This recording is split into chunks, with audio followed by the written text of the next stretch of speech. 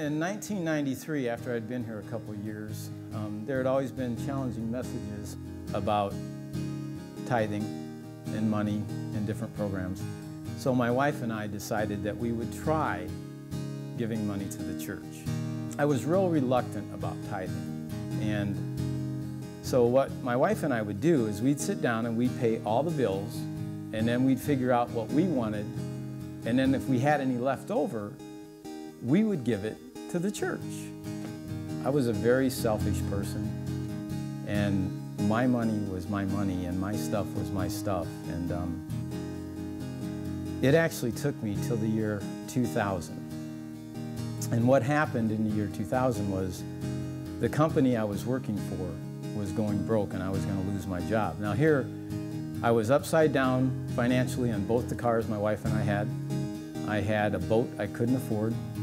I had a second mortgage on my home, and I had $30,000 in credit card debt, and now I was going to lose my job. I was challenged to tithe like I want to make and to make God my business partner. And I did exactly that. I tithed like I wanted to make. He became my partner. By the year 2004, the only thing I had that I owed money on was my home. All the other debt was gone. I had paid off the boat, I had paid off the cars, my second mortgage was done, and I had no credit card debt. It really became evident to me that when I started doing the gifts, and it became so much fun to just be able to do these things that were outside of the box and that made no sense to anybody, that you couldn't outgive God. And it was amazing. He added to everything that I'd ever wanted, but I no longer wanted it.